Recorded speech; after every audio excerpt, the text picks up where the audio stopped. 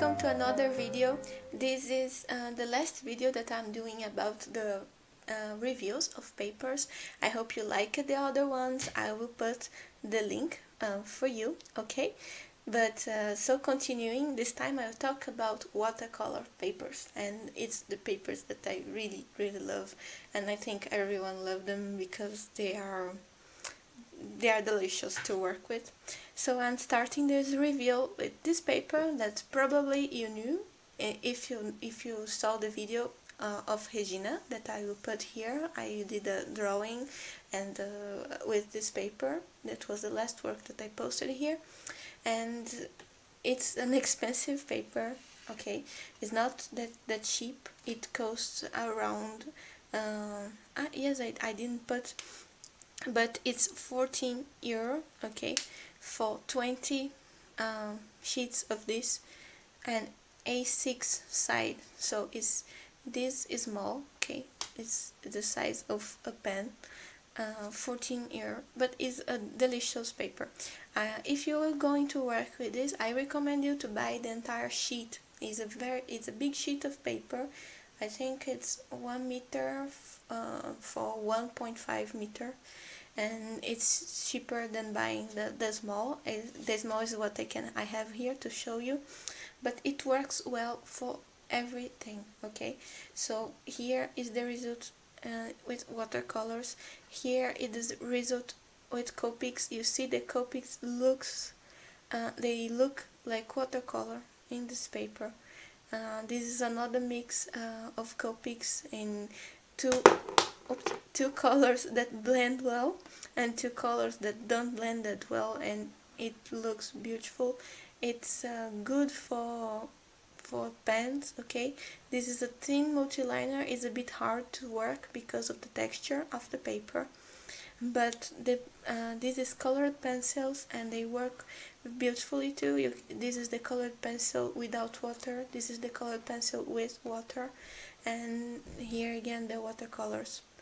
So I love this paper. Okay, I really love this brand. And so if you're going to buy a big sheet and have fun. It's delicious to work with this paper.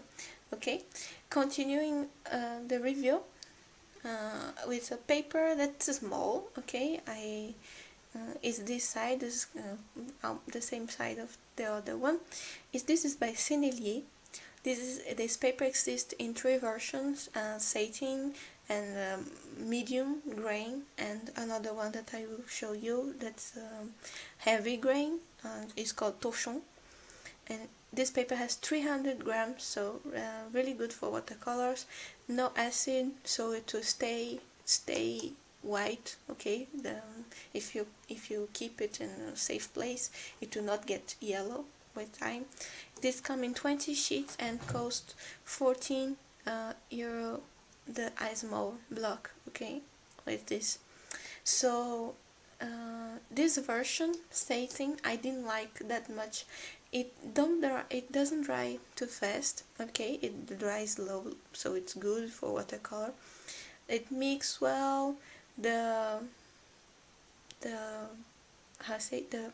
colored pencils look good on this too. Okay, the Copics look great. You see the blend, perfect, as if it was watercolor. Works well for the other marks. These marks doesn't work that well, the hard ones to blend.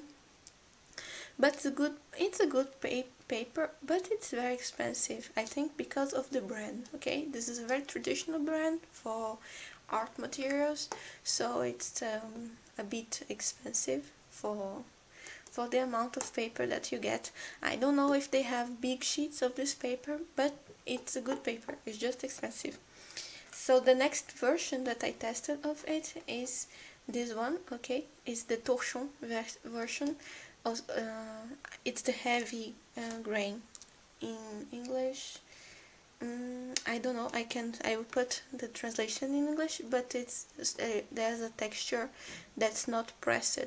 Okay, this paper is not pressed, so it keeps the texture very well. it's great for watercolors, great for mix, great for the colored pencils. I didn't find this great for the markers, strangely, but for the wet techniques, perfect. You can buy it again, same price, 14 euro, a block of 20 sheets this size, so a bit expensive. But the good thing about this paper, if you are going to work in watercolors, it's a pre-stretched paper. Okay, every paper that is less than 356 grams need to be pre-stretched if you go to work in watercolors, otherwise it will fold. Okay, it will deform a bit. So this paper, it's glued in the four sides of the paper when you buy the block, and you draw and you let it dry, and you just remove the art when it's dry. So here I peeled a bit. You can see that I have two sheets. Okay, so you can peel this sheet off after your work is ready. Okay, so then your paper you still completely flat. Okay, it's great paper. Again, just the price that hurts a bit. Okay, so I'm going for another paper that I really loved. Okay, is for the watercolor papers, really I don't have things that I didn't like. Okay, because normally they have a great quality. So I tried this one by Canson. Okay, Montval. It works well for all the techniques. The Copics look great. The markers they look great too.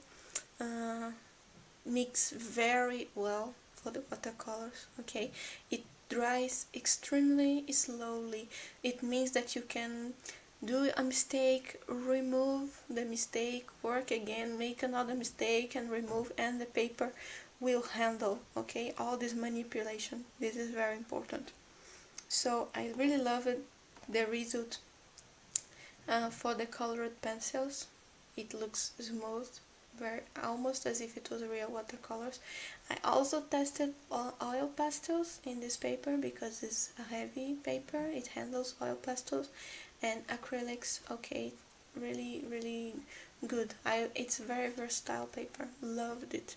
Okay, it's not that expensive, and you can buy sheets in entire sheets of paper. So my next one is a Fontenay. Okay, also by Canson. This is a woman noted for me that I have a credit of €3.40 in her store, but I did the test in using this paper because I didn't have an empty sheet of it to test. But it's a watercolor.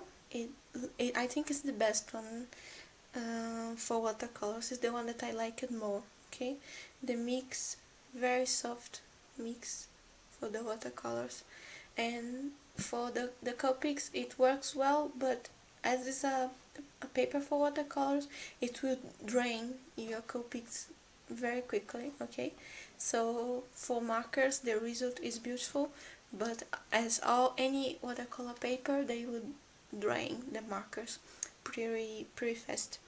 And this one is my favorite of the watercolor papers. It's also Canson paper. As I told you, I'm not testing very expensive papers. I want to try some by Fabriano and maybe some artisanal paper, but for now I'm just testing affordable papers. This was one of my favorites too. Okay, it works well for the watercolor. You can see here that you have you can see the layers. It mixes well, and it makes an effect that I think classic people in watercolors they don't like, but I like that you can see borders. The borders get a bit darker, and I really like this effect, and I think it was the only paper that I was able to do it. It looks beautiful for the colored pencils, and you can use oil pastels on it too. Looks very great for all the pens, and looks great also for the markers for all the brands. Okay, it's a paper that is 100% cotton, so it's very good. It's a grain that's fine.